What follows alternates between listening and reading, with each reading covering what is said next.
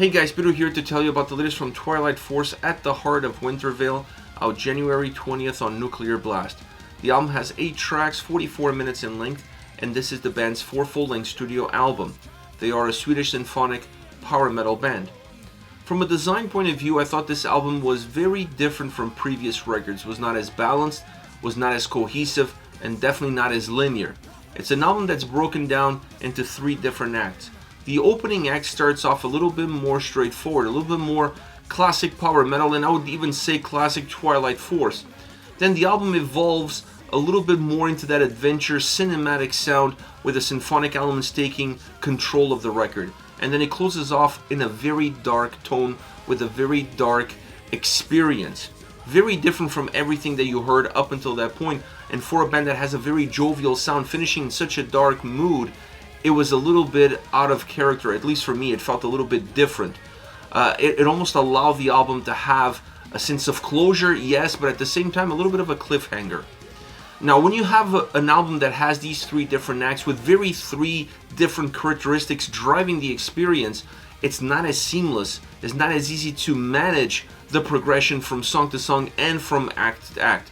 That allows the experience at first glance to be a little bit chaotic, to be a little bit bumpy.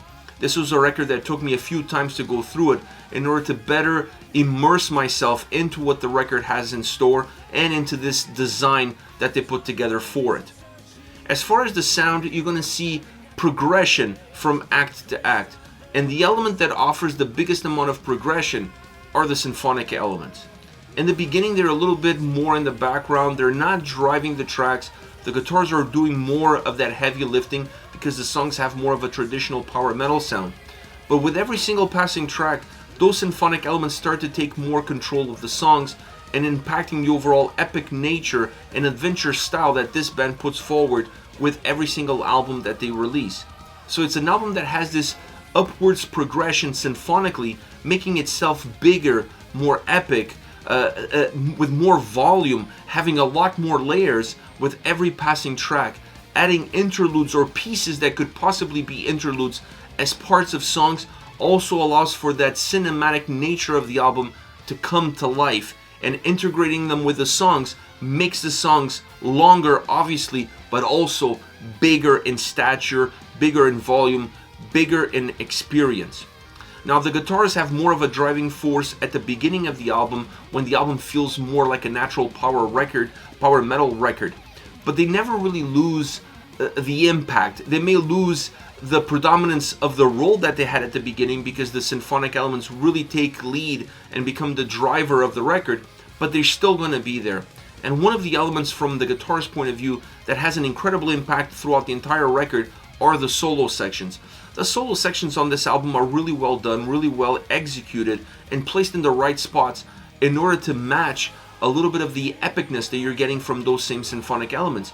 So you have elements that are making the tracks feel epic and big and large, cinematic, and then you have solos that impact the tracks in the same kind of way, allowing these 2 elements to almost merge as one. And in some songs, they really merge well and transition well from one into the other, allowing the tracks to have this incredible movement, this incredible melody that just weaves itself from beginning to end. And the solo sections allow it to become a little bit more natural, allow it to become a little bit more present, a little bit more easy and exposed to the listener, so you can see the impact of the guitars even on tracks that perhaps they're a little bit subjugated to a secondary role because of everything else around them. Now, the drums on this album are very balanced throughout. There is one exception. There are some blast beats on one of the tracks, Sky Knights of Alderia, so that is a little bit of a throwing of a wrench into this fine, well-oiled machine that it is Twilight Force. I was not expecting to see blast beats on a track. They worked really well because they were somehow layered in perfectly in order to give substance to the drums on that specific track, but not taking anything away from the song itself. It actually added a lot of value to how you're going to perceive the track and the essence that they wanted, atmospherically wise, infuse into that song. You want to be able to feel like you are somewhere, like you want to feel like you're riding through this adventure, and the drums with that sound on that specific track definitely do that. But outside of that, the sound is a lot more balanced, creating a backdrop, creating a foundation that's really important for this band, because I always feel like everything starts with the drums as far as the starting point of the sound experience. And then you start adding layers, you add vocal layers, you add sound layers, you add symphonic elements, guitars, everything else is coming into the picture in order to make this as textured as possible. And this record is exactly done in that manner. Vocally, it's an outstanding album. I honestly enjoyed this album a lot vocally, and I think the reason for that is not just because of the harmonies, it's not just because of the choirs, it's not just because of the layers and the texture that the vocals have, but the simplicity of the lyrics. This album is a lot easier to digest, is a lot easier to process, and therefore is a lot easier to follow as far as the overall context of the story and the concept that it goes from song to song. So it doesn't lose the listener, it doesn't almost force the listener to pay a lot more attention just to understand exactly where you are and where you're heading. This album simplifies its mechanisms lyrically, and that has an incredible positive impact on how you're going to perceive the vocal performance, because it feels a lot more free, it feels a lot more organic, and it feels a lot more natural. It works really well with the overall progression of sound that the album has. This is not necessarily one of those albums that you're going to get at first glance. It's very different from their previous records. It's different in the design, it's different in the evolution of the sound. I'm not necessarily a fan of the design of this record because I feel like these three acts are really different from one another. And the differences from song to song are also very noticeable. So it's an album that becomes a little bit clunky because of that. So I'm not a fan of the design. I enjoyed the sound, I enjoyed the simplicity of the lyrics, and I enjoyed the positive impact that gave to the vocal performance. As far as favorite songs, I'm going to start off with At the Heart of Winter Veil. The intro of this song is really interesting because it's short, but it helps you understand exactly what this song is all about, the context of the song and the concept of the album, and even the context of the song and the overall concept of the band. So short, to the point, and important. A symphonic power metal classic track from start to end. It emphasizes a lot of the power metal side of the band, perhaps more than the symphonic side, but the symphonic side is still there and is still having a positive impact. Great vocals, great choirs, great melodies. The drums create that backdrop that I mentioned earlier, and then the guitars push through and they blend some of their experience with the symphonic elements, sometimes being really hard to tell where one ends and where the other one starts. It has an epic chorus, musically and vocally, outstanding solo. Talk about a solo that adds value, that brightens up the song, and that enhances the overall cinematic value that the track has. A real complete song, a really well drafted song, a song that hits all the right marks.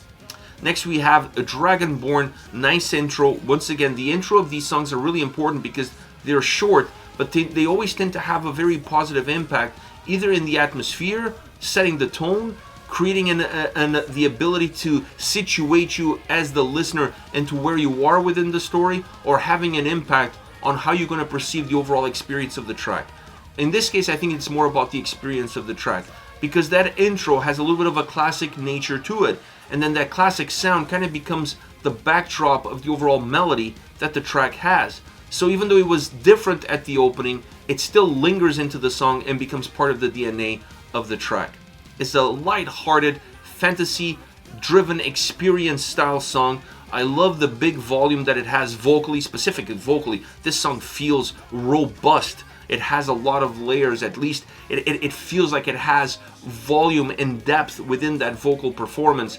And you see the difference between the verses and the chorus. Definitely bigger, much bigger musically in the chorus than it is in the verses, allowing the chorus to become a little bit more memorable, becoming a little bit more hooky, a little bit more catchy. But as far as that fantasy, fairy tale, jovial sound experience, it doesn't matter if you're in the verses, it doesn't matter if you're in the chorus. That is something that becomes the DNA of the song, and it stays very consistent from start to end. Last but not least, I have to mention this track again. I mentioned it already, Sky Knights of Alderia. This is a very different and unique song. Obviously, blast beats. Right then and there, you have a different track for a band like Twilight Force. I love the fact that they were not afraid of going there, and they did it in a way that it's very subtle. It's there, you notice it, but still, very subtle. It feels very layered into the overall sound, but it helps define the experience and the image that they want to portray with this track. And I think that's where the drums are important here, because the drums allow you to visualize what this song is all about. It allows you to see it in front of you, and without that sound, without that feel, without that beat behind everything else that is happening, the guitars, the keyboards, the synths, I don't think you have that experience of an adventure, of flying through the sky. I don't think you're able to do that. So those drums being the way that they are create a little bit of a heartbeat. They give the song a fourth dimension that otherwise wouldn't be there. Everything else is where it's supposed to be. Everything else is part of what you would expect a Twilight Force song to be like. But if you really want to paint a vivid picture of where you are within the story and the movement that this song represents, having those drums in that way, in that kind of subtle way, but with still that blast beat impact that's very noticeable, you're not able to do it. It's just impossible. So different song, unique song, but incredibly well delivered. This is it. Twilight Force at the Heart of Winter Veil, out January 20th on Nuclear Blast. Let me know your thoughts on the band, on the singles. Use the comment section below. I'll be reading those and getting back to you. Take care, guys.